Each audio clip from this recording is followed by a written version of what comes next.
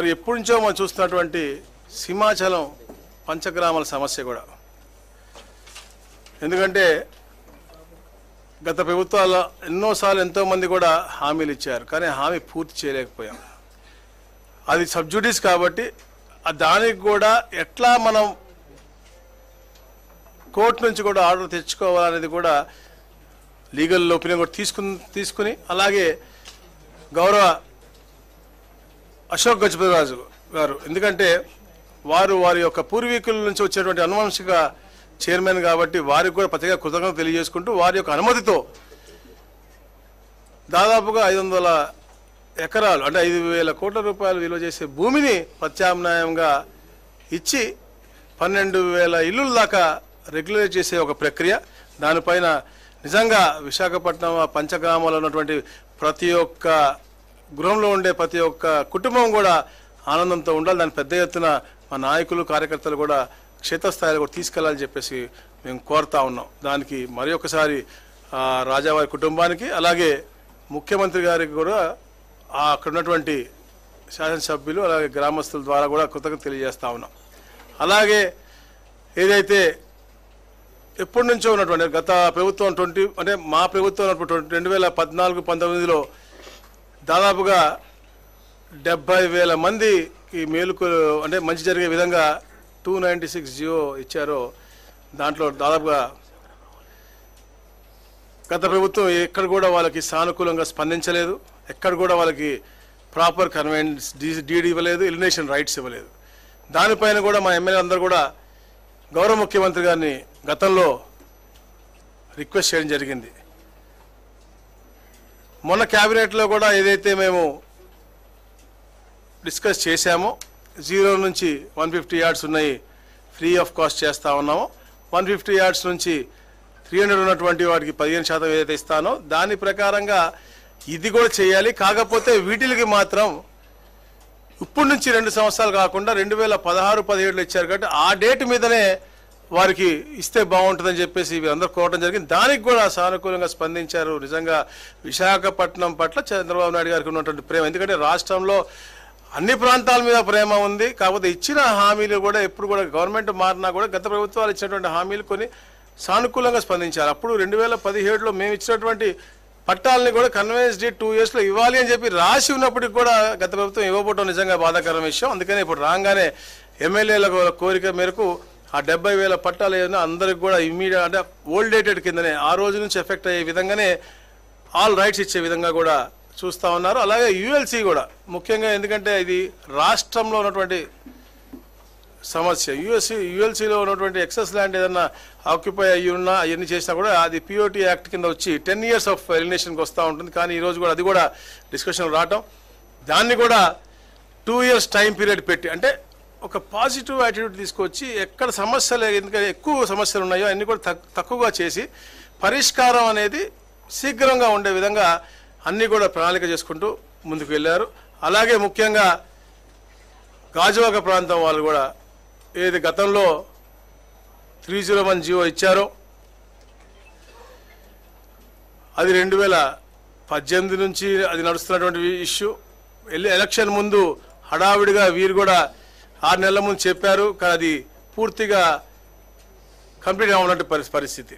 కేవలం 7,000 మంది పెట్టినటువంటి పరిస్థితి. ఈ రోజున ఆ జీవోను కూడా సవరించి వారికి కూడా నామ్స్ పెట్టి గతంలో ఇచ్చినటువంటి జీవో కంటే కొద్దిగా అధిక కొంచెం రేటు పెంచి వాళ్ళకి కూడా రెగ్యులైజ్ చేయడం. అంటే ఇది ఎంతో విశాఖపట్నంలో విశాలంగా అందరూ ఉన్నటువంటి అన్ని ప్రాంతాల్లో కూడా ఒక ఆనందమైనటువంటి వాతావరణం కల్పించే విధంగా రెగ్యులరైజేషన్ చేసే విధంగా అంటే భూ హక్కుల్ని వాళ్ళు కల్పించి వాళ్ళు, ఎందుకంటే మనం చూస్తూ ఉన్నాం చెప్తా ఉన్నారు ఎమ్మెల్యేలు కూడా వాళ్ళు ఎప్పటి నుంచో ఉంటా ఉన్నారు, చిన్న రిపేర్ చేయడానికి లేదు, కరెంటు పోతే కరెంటు వైర్ వేసుకోవడానికి లేదు, అలాంటి చాలా దుర్బలమైన పరిస్థితిలో ఉన్నటువంటి జీవితాల గురించి చెప్పారు. కాబట్టి ఆ చలించిపోయి గౌరవ ముఖ్యమంత్రి తప్పకుండా మంచి చేయాలని చెప్పేసి వారి యొక్క ఆలోచన. ఎందుకంటే గత ప్రభుత్వం మనం చూసాం, శుక్రవారం వస్తే బుల్డోజర్లు వస్తాయా లేకపోతే మన ఆపుకోవాలా, మా ఎమ్మెల్యేల గారిని కూడా అప్పుడు అరెస్ట్ చేసిన పరిస్థితి మనం చూసాం. దొంగతనం అలాంటి ఏమి జరగకూడదు.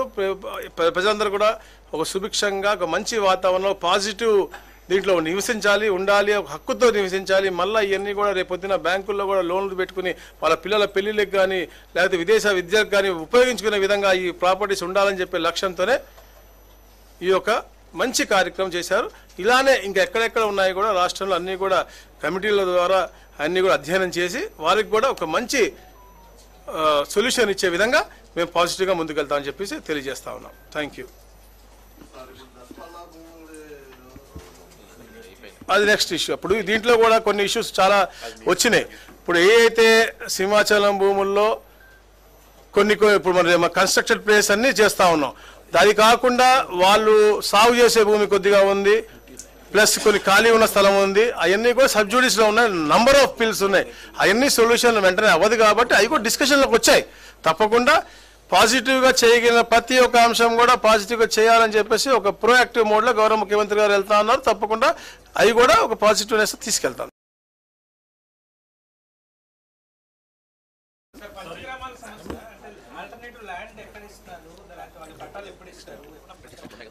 అది కోర్టులో ముందు మేము ఎక్కడ ఇస్తున్నాం అనేది ఐడెంటిఫై చేసుకుని మేము దాన్ని కోర్టులో సబ్మిట్ చేయాలి. చేసిన తర్వాత అది రిలీజ్ అయిన తర్వాత పెద్ద కార్యక్రమం చేసి తప్పకుండా 12,000 కుటుంబాలకి న్యాయం చేసి వాళ్ళకి ఇస్తాము. అది మంచి వాతావరణంలో కూడా చేస్తాం తప్పకుండా. మా అది వేశారు విజిలెన్స్, ఇంతకుముందు విజిలెన్స్ వాళ్ళ రిపోర్ట్ కూడా ఉంది. మీ ఈరోజు పేపర్లో కూడా వచ్చింది. దాని మీద ఎస్పీ గారితో, సిఎఫ్ గారితో, కలెక్టర్ గారితో కమిటీ వేశారు. తప్పకుండా రిపోర్ట్ వచ్చిన తర్వాత యాక్షన్ అనేది డెఫినెట్గా ఉంటుంది. నేను గతంలో చెప్పాను, ఎంతటి పెద్దవారు ఉన్నా, మీరు మదనపల్లి ఫైల్స్ మనం అడిగారు, ఎంతటి పెద్దవారు ఉన్నా కూడా తప్పకుండా వారి మీద యాక్షన్ ఉంటుంది. మాకు ప్రాథమిక అంచనా వచ్చింది. ఎప్పుడు ఎలా వెబ్ ల్యాండ్లు మారినాయో, ఎప్పుడెప్పుడు ఎలా మారినాయో మాకు ప్రాథమిక అంచనా వచ్చింది. మేము కూడా గతంలో పత్రికా సోదరులకు చెప్పాము. మా కన్జర్వేటర్ ఆఫ్ ఫారెస్ట్ వాళ్ళకు కూడా వాళ్ళకి డ్రోన్ మ్యాప్స్ ఉన్నాయి, వాళ్ళకు కూడా ఉంది. వాళ్ళు చెప్పడం అంటే ఓరల్గా చెప్పడం, ఇక్కడ సర్వే నెంబర్ ఉంటే చూపించి బిల్డింగ్ మందరంలో కట్టినట్టు అలా కట్టినట్టు పరిస్థితిగా మాకు తెలుస్తూ ఉంది. ఎన్ని సర్వే రిపోర్ట్ పూర్తిగా రానివ్వండి, రిపోర్ట్ వచ్చిందో తప్పకుండా ఆధారాలతో పాటు మేము ముందు పెడతాం. తప్పకుండా కమిటీ వేశారు. 3 men జిల్లా SP, conservator of forest and collector గారితో ఒక కమిటీ వేశారు. ఆల్రెడీ అది సిఎస్ గారు ఆర్డర్ కూడా ఇచ్చారు ఇవాళ పొద్దున్నే. తప్పకుండా ఆ నివేదిక వచ్చిన తర్వాత మళ్ళీ ఇక్కడే కూర్చొని విత్ పక్కా ప్రూఫ్ మేము చెప్తాం. Thank you. మా పల్లా గారు మాట్లాడు.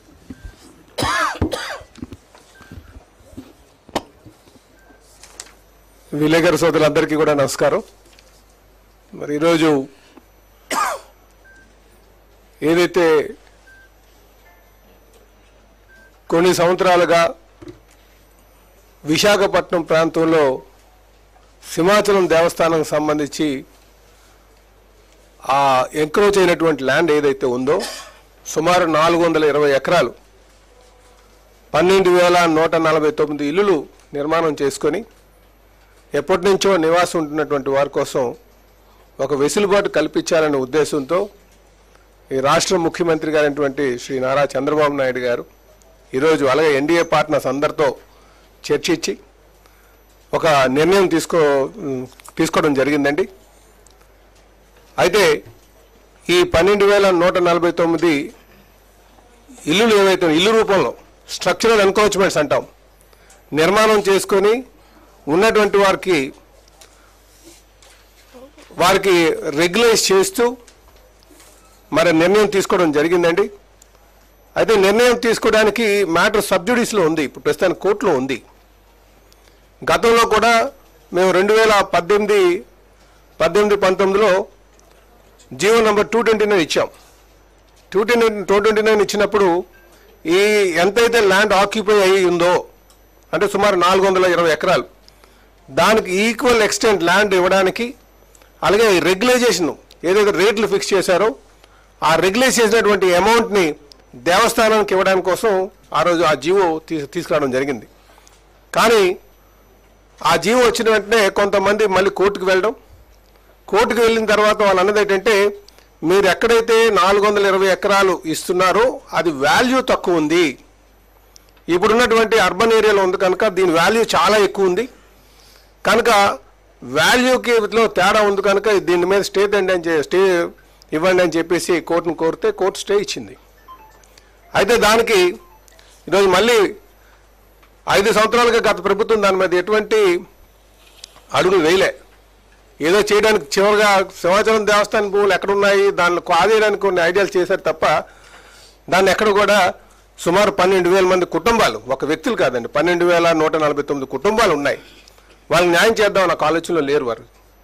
ఈరోజు మళ్ళీ ముఖ్యమంత్రి గారు చాలా సానుకూలంగా కోర్టుని కూడా దృష్టిలో పెట్టుకొని వారికి ఈక్వల్ ఎక్స్టెంట్, అలాగే ఈక్వల్ వాల్యూ ఉన్నది, రిజిస్ట్రేషన్ వాల్యూ ఈక్వల్గా ఉన్నది. ఈరోజు ఈ 420 ఎకరాలకు బదులు 610 ఎకరాలు ఈక్వల్ రిజిస్ట్రేషన్ వాల్యూ ఉన్నది ఇవ్వడం జరిగింది. అంటే అర్బన్ ఏరియాస్లోనే ల్యాండ్ ట్రాన్స్ఫర్ చేస్తున్నాం. ఇదే కాకుండా ఆ వాల్యూ ఈ 410 ఎకరాలకి వాల్యూ కలిపి సుమారు 5,300 కోట్లు దాని రిజిస్ట్రేషన్ వాల్యూ తీసుకొని మరి రేపు కౌంటర్ ఫైల్ చేయబోతున్నాం.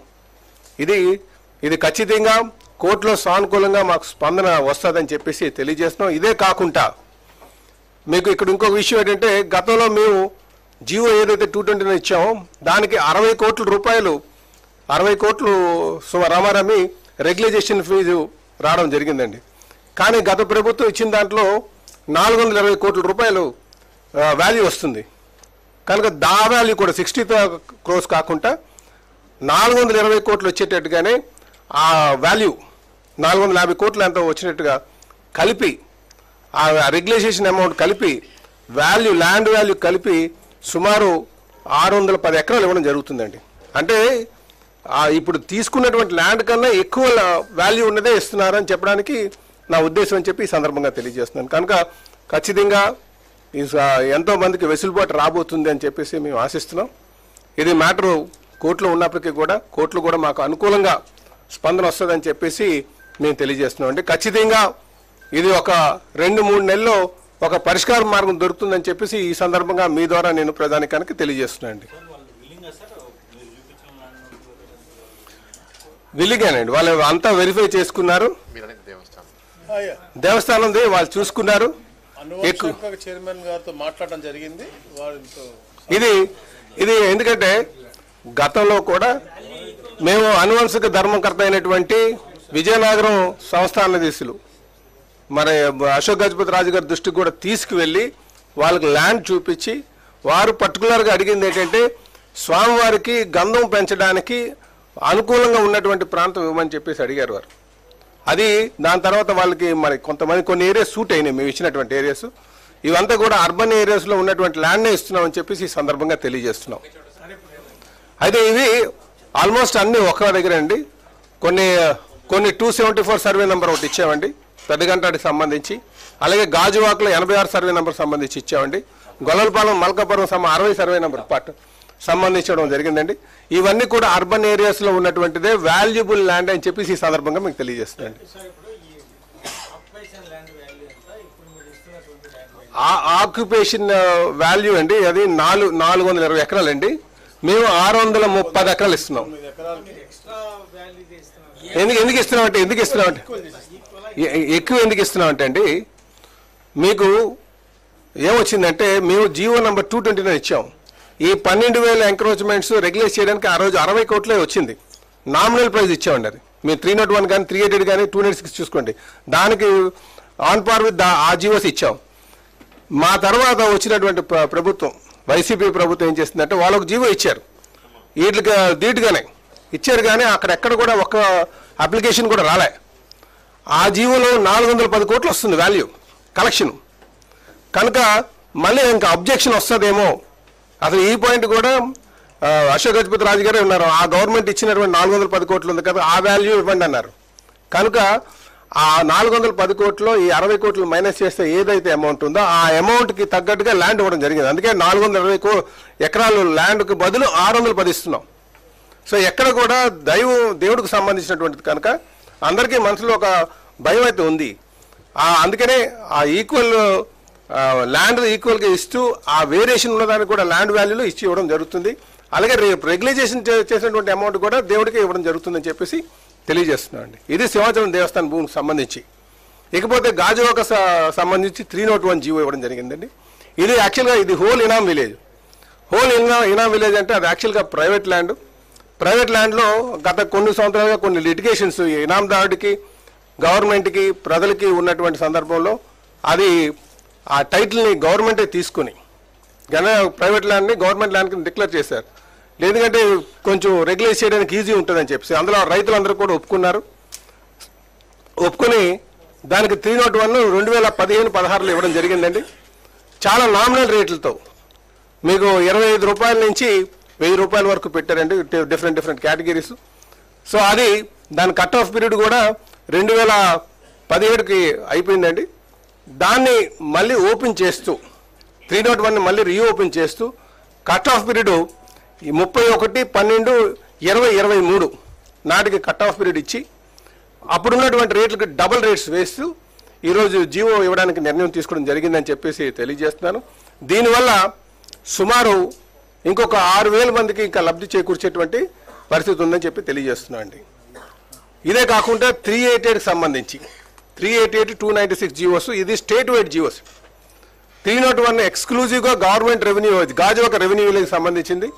ఈ 388-296 కూడా వీటికి గతంలో అయితే ఒక విషయం అందరూ కూడా గమనించాలి. పట్టాలు అయితే ఇవ్వడం జరిగింది కానీ దానికి డీడ్ ఆఫ్ రీకన్వెన్స్లు ఆ కింద గవర్నమెంట్ అంత చురుగ్గా చేయలే. లాస్ట్ ఇంకా గవర్నమెంట్ క్లోజ్ అయిపోతుందన్న టైంలోనే డీడ్ ఆఫ్ రీకన్వెన్స్లు తీసుకొచ్చారు. ఎవరు కూడా దాన్ని సద్వినియోగం చేసుకోలేదు. కానీ మేము ఇచ్చినటువంటి జీవోలో ఎలాగుందంటే పట్టా ఏదైతే ఆ స్టిపులేటెడ్ పీరియడ్ ఉందో 2 years పీరియడ్ ఉందో ఆ పీరియడ్ పూర్తి అయిన తర్వాత వాళ్ళకి సంపూర్ణ హక్కులు వస్తామని చెప్పేసి ఇవ్వడం జరిగింది. కానీ ఆ గవర్నమెంట్ ఏం చేసిందంటే ప్రీవియస్ గవర్నమెంట్ ఇచ్చింది, తెలుగుదేశం పార్టీ గవర్నమెంట్ ఇచ్చింది కనుక ఎందుకు మేము రెగ్యులేట్ చేయాలి వాళ్ళ ఆలోచనతో వాళ్ళ ముందుకు రాలేదు, యాక్చువల్గా రాకపోవడం వల్ల చాలామంది ప్రజలు ఇబ్బందులు పడ్డారు. కనుకనే ఈరోజు ముఖ్యమంత్రి గారు మళ్ళీ ఒక నిర్ణయం తీసుకున్నారు. మనం ఇచ్చేటువంటి పట్ట ఇప్పుడు రెగ్యులేషన్ కోసం ఏదైతే పట్ట ఇస్తున్నామో ఆ పట్టానే డీడ్ ఆఫ్ రీకన్వెన్స్ కూడా చేసి మనకి 2 years తర్వాత రైట్ వచ్చేటట్టుగా. ఇప్పుడు ఏమవుతుంది, గతంలో మేము ఆ పట్ట ఇవ్వడం ఒకసారి తీసుకున్నారు, మళ్ళీ డీడ్ ఆఫ్ రీకన్వెన్స్ కోసం ఇంకోసారి రావాల్సినటువంటి పరిస్థితి వచ్చింది. కనుక ఆ ఇబ్బంది ప్రజలకు లేకుండా ఉండడం కోసం కనుకనే ఒకేసారి పట్టాతో పాటు డీడ్ ఆఫ్ రీకన్వెన్స్ కూడా ఇచ్చేసి 2 years తర్వాత వాళ్ళకి ఎలిమినేషన్ రైట్లు వచ్చేటట్టుగా automatic deemed to be right of elimination కానీ కూడా ఈ సందర్భంగా తెలియజేస్తుంది. ఇది చాలా మంది అందరూ కూడా గమనించాలని చెప్పేసి మీకు తెలియజేస్తున్నాను. ఈరోజు ఈ 388 సంబంధించి ఒక్క విశాఖపట్నంలోనే 70,000 పట్టాలు ఉన్నాయి.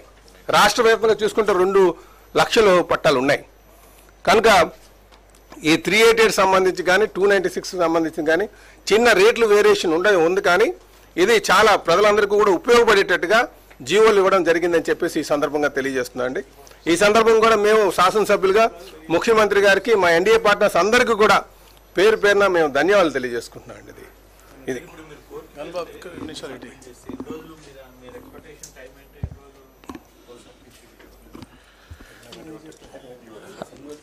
అందరికీ నమస్కారం.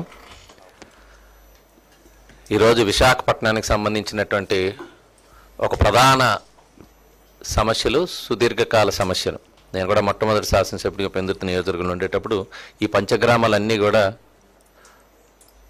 పెందుర్తి నియోజకవర్గంలో ఉండేవి.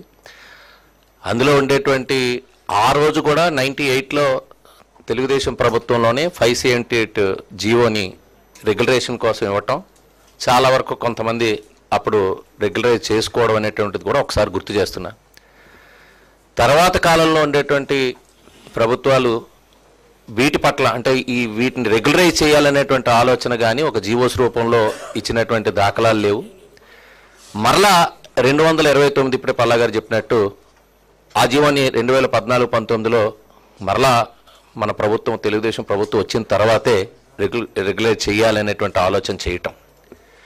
ఇక్కడ 2 ఇష్యూస్, ఇనామ్ అబాలిషన్ యాక్ట్ కానీ ఎస్టేట్ అబాలిషన్ యాక్ట్ కానీ ఉండేటువంటి రైతు వారి ఎవరైతే భూ హక్కులు ఉన్నాయో వాళ్ళకి పూర్తి హక్కులు సంక్రమించినాయి. దురదృష్టం కొద్దీ ఈ 5 గ్రామాలు అన్సెటిల్డ్ విలేజ్లుగా సెటిల్మెంట్ జరిగే నాటికి ఇవి సెటిల్మెంట్ జరగకపోవడం వల్ల అక్కడ సెటిల్మెంట్ ఫేర్ ఆడంగల్ అనేటువంటి క్రియేట్ కాకపోవడం వల్ల వీటన్నిటికీ కూడా ఓన్లీ కొలమానం గిల్మెన్ అనేవారు 1903లో చేసినటువంటి సర్వే, అంటే మైనర్ గార్డియన్ ఉండేటప్పుడు ఒక బ్రిటిష్ ప్రభుత్వం మెడ్రాస్ ప్రెసిడెన్సీ నుంచి గిల్మెన్ అనేటువంటి ఐసీఎస్ అధికారిని అపాయింట్ చేయడం వల్ల ఆయన చేసిన సర్వే ఒకటే కొలమానం తప్ప ఇంకొక రకమైనటువంటి రైతు హక్కులు నిర్ధారించుకునే అవకాశం లేకపోవటం, తర్వాత కాలంలో ఇవన్నీ కూడా న్యాయస్థానాల్లో కానీ రెవెన్యూ కోర్టుల్లో కానీ వివిధ దశల్లో ఉండటం వల్ల ఈరోజు సమావేశం కేవలం ఎవరైతే కన్స్ట్రక్షన్స్ జరుపుకుని ఉన్నారో, స్ట్రక్చర్స్ ఏవైతే ఉన్నాయో వాటిని ఒక బాధ్యతగా, ఎందుకంటే వీటి హక్కుల గురించి డీటెయిల్ డిస్కషన్స్ జరిగితే మళ్ళా ఇంకో కాంప్లికేషన్ వస్తుంది కాబట్టి ప్రభుత్వం ఒక చిత్తశుద్ధితో ఈరోజు చంద్రబాబు నాయుడు గారి ఆలోచన విలువైన భూమి ఇచ్చిన ఈ సమస్య పరిష్కారం చేయాలని సుమారు 5,438 కోట్ల విలువైనటువంటి భూమిని ఈరోజు సింహాచలం దేవస్థానంకి ఇస్తూ 12,000 కుటుంబాలకు లబ్ధి కలిగే విధంగా ఈరోజు ఒక నిర్ణయం, అంటే వీటిని న్యాయస్థానాలకి ఏ అభ్యంతరం లేకుండా ఉండేటట్టుగా ఒక ప్రతిపాదన అనేటువంటిది ప్రభుత్వం ఒక అడుగు ముందుకు వేయటం అనేటువంటి జరిగింది. డెఫినెట్గా విశాఖపట్నంలో ఒక సుదీర్ఘకాల సమస్య పరిష్కారం అవుతుందనేటువంటి భావం ఈరోజు డెసిషన్ వల్ల కలిగింది. రెండో అంశం ఏదైతే ఈ మిగిలిన హక్కులకు సంబంధించినటువంటి, ఎందుకంటే ఇది 70% సమస్య పరిష్కారం అయిపోతుంది ఈరోజు ఆ పంచగ్రామాల్లో. మిగిలింది ఏదైతే ఉందో దాన్ని సెకండ్ ఫేజ్లో మరలా దేవాదాయ మంత్రి గారు అలాగే రెవెన్యూ మంత్రి గారు ఒక కమిటీలా మరలా దీనిపైన ఏ రకంగా ఆలోచన చేయాలనేటువంటిది చేయడం జరుగుతుంది. ముఖ్యంగా ఈ 296/388 స్టేట్ వైడ్ వచ్చిన జీవోని ఎక్కువ శాతం విశాఖపట్నం జిల్లాలోనే ఉపయోగించుకోవడం జరిగింది. రెవెన్యూకి సంబంధించినటువంటిది మీ అందరికీ తెలుసు. ఒక ఐవీఆర్ఎస్ ద్వారా పట్టాలు ఇచ్చిన తర్వాత ముఖ్యమంత్రి గారు పసుపు కుంకుమ ఇచ్చి విశాఖపట్నంలో వేల సంఖ్యలో పట్టాల పంపిణీ జరిగితే ఒక జాతర మాదిరిగా ఎక్కడైనా ఏదైనా అవినీతి జరిగిందేమో పట్టాల పంపిణీ, రెవెన్యూ యంత్రాంగం అనగానే ఒక డిస్సాటిస్ఫాక్షన్ ఉంటుంది పబ్లిక్లో, ఏదైనా దీనిలో అవినీతి జరుగుతుందనే ఉద్దేశంతో ఐవీఆర్ఎస్ పెడితే 99% ప్రజల నుంచి ఒక చక్కగా పట్టాలు పంపిణీ అని జరిగిందని వచ్చినటువంటి ఆ రిజల్ట్స్ మీ అందరికీ తెలుసు. విశాఖ నగరం 2019-21లో కూడా నగరంలో శాసనసభ్యులు అందరం కూడా గెలవడం అనేటువంటి జరిగిందంటే ఈరోజు అక్కడ ఉండేటువంటి ఇది ఒక ప్రధాన, ఎందుకంటే విశాఖపట్నం అనగానే పోర్ట్ ల్యాండో లేకపోతే రైల్వేసో లేకపోతే డిఫెన్సో ప్లెయిన్ ఏరియాస్ అన్నీ కూడా గవర్నమెంట్కి సంబంధించినటువంటి ఏరియాస్గానే పరిగణించబోయి ఉపాధి కోసం వచ్చిన వాళ్ళందరూ కూడా ఎక్కడ ఆశ్రయం దొరికితే అక్కడ నివాసం ఏర్పరచుకున్నారు. సో వేల సంఖ్యలో అర్హులైనటువంటి వారు ఉండడం వల్ల ఈ 296/388 జీవోల్లో వేల సంఖ్యలో దరఖాస్తులు రావడమే కాకుండా వాటిని కూడా ఒక సాంకేతిక పరంగా ఒక పట్టాని వాళ్ళ లాంగిట్యూడ్ లాటిట్యూడ్ కూడా మొత్తం ఓవరాల్గా కంప్యూటరైజ్ చేసి వాళ్ళకి హద్దుల సమస్య కూడా రాకుండా ఉండేటట్టుగా ఆ రోజు పట్టాలు ఇవ్వడం జరిగింది. ఇచ్చిన తర్వాత ఆ పట్టాలోనే 2 ఏళ్ల తర్వాత వీళ్ళు ట్రాన్స్ఫరబుల్ రైట్స్ కూడా, ఇప్పుడైతే డీఫామ్ పట్టా ఇచ్చారంటే ట్రాన్స్ఫరబుల్ రైట్స్ ఉండవు, కేవలం అనుభవించే హక్కు ఉంటుంది. అలాంటిది కాకుండా వీళ్ళకి ఏదైనా తనఖాలు పెట్టుకున్నా లేకపోతే అప్పులు తీసుకోవాలన్నా బ్యాంకులు వెళ్ళి వాళ్ళకి ఏదైనా ఉపయోగపడేటట్టు ఆస్తి ఉండాలి, సంపూర్ణ హక్కులు ఉండాలనేటువంటి ఉద్దేశంతో ఆ రోజు 296 పేదవాడికి ఉద్దేశించి 100 గజాల లోపు ఉచితంగా ఇవ్వడానికి, మిగిలిన వాటికి ఒక స్వల్ప ధరను నిర్ణయించి 388 కూడా రావడం జరిగింది. మీ అందరికీ తెలుసు. దానిలో చాలామంది రాష్ట్రంలో వచ్చినటువంటి జీవోలో విశాఖపట్నంలో ఉపయోగించుకోవడం జరిగింది. కానీ దురదృష్టం కొద్దీ గత పాలకులు మరలా ఆ ట్రాన్స్ఫరబుల్ రైట్స్ గురించి ఏ నిర్ణయం తీసుకోకపోవడం వల్ల వారు ఇప్పటికీ కూడా ఆ పట్టాసు ఈ డీఫామ్ పట్టాగానే పూర్వం ఇచ్చినటువంటి డీఫామ్ పట్టాగానే పరిగణించే పరిస్థితి వచ్చింది. దానికి ఈరోజు ఇప్పటి నుంచే ఎఫెక్ట్ అయ్యే విధంగా ఈరోజు నిర్ణయం తీసుకోవడం జరిగింది. గతంలో ఇచ్చిన పట్టాలన్నీ కూడా వాళ్ళకి ఫుల్ రైట్స్ వచ్చేటట్టు ఆ టైటిల్ దానిపైన పూర్తి సంపూర్ణ హక్కులు కలిగే విధంగా నిర్ణయం తీసుకోవడం అనేటువంటిది నిజంగా విశాఖపట్నంలో వేల సంఖ్యలో, ఇది రాష్ట్ర వ్యాప్తంగా అందరికీ ఉపయోగపడుతుంది. విశాఖపట్నంలో ప్రధానంగా వేల సంఖ్యలో ఉండేటువంటి వారికి అందరికీ ఇది ఉపయోగపడుతున్నందుకు ముఖ్యమంత్రి గారికి అదేవిధంగా రెవెన్యూ మంత్రి గారికి మా ధన్యవాదాలు తెలియజేస్తున్నాం విశాఖ ప్రజల తరపున. అంటే భూ సమస్యల పైన పరిష్కారం చేయాలనే తపనతో కూటమి ప్రభుత్వం దృఢంగా పనిచేస్తుందని చెప్పడానికి ఇది నిదర్శనం.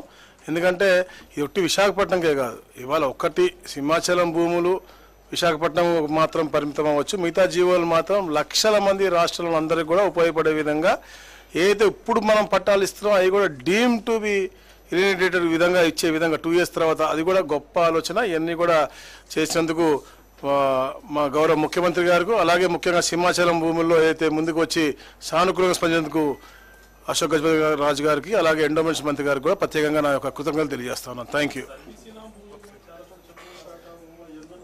Definitely dotted. ఇప్పుడు దాని కమిటీస్ వేస్తూ ఉన్నాం, కొన్ని గ్రూప్ ఆఫ్ కమిటీస్ వేస్తూ ఉన్నాం, కలెక్టర్స్తో పాటు ఇతర ఆఫీసర్స్తో. కొంత కలెక్టర్స్ కొన్నిటికి సర్వీస్ ఇనామ్స్ కొంతమందిని పెడతా ఉన్నాం. ఏదైతే చుక్కల భూములు ఉన్నాయో దానికి కొంతమంది పెడతా ఉన్నాం. 22A మీద ప్రత్యేక అధ్యయనం చేయడం ఒక కమిటీ పెడతా ఉన్నాం. అంటే ఎందుకంటే గత ప్రభుత్వం చేసిన డిఫరెంట్ ప్రాబ్లమ్స్ వస్తూ ఉన్నాయి. నేను చెప్పాను, నిన్న కూడా ప్రెస్ మీట్లో చెప్పాను. అసలు ఎలా మారిపోయినాయి అడంగలు ఎలా కూర్చున్నప్పుడు. ఇవాళ మీరే అడిగారు ఇంతలా. ఇప్పుడు వెబ్లాండ్లో మారిపోయి రిజిస్ట్రేషన్ అనేది ఎవరు ఆపుతారు? వెబ్లాండ్లో మారిపోయిన తర్వాత అడంగలు వచ్చిన తర్వాత రిజిస్ట్రేషన్ ఆఫీసర్ రిజిస్టర్ చేస్తాడు. దీనికి రిజిస్ట్రేషన్కి దీనికి సంబంధం లేదు. సో అడంగంలో ఎక్కించిన వాడు తప్పు చేసిన వాడెవడు ఐడెంటిఫై చేసి వాళ్ళ మీద యాక్షన్ తీసుకుంటే కానీ ఇవన్నీ కూడా కరెక్ట్ కావు. ప్లస్ కరెక్షన్ కూడా చేయాల్సిన అవసరం ఉంది. గతంలో ఏ అయితే మార్పులు జరిగినాయో not pretend to what he's come to on paper today. రాష్ట్రంలో అన్నిటి మీద కూడా ఒక అధ్యయనం జరుగుతూ ఉంది. దాన్ని టైం పడుతుంది, ఒక రోజులో అయ్యేది కాదు. ఒకరి తర్వాత ఒకటి తప్పకుండా అన్ని కూడా పరిష్కారం చేస్తాం. Thank you. చూసారు కదా, ఇలాంటి రియల్ ఎస్టేట్కి సంబంధించి మరిన్ని వివరాల కోసం మా రియల్ ఎస్టేట్ టీవీని సబ్స్క్రైబ్ చేయండి.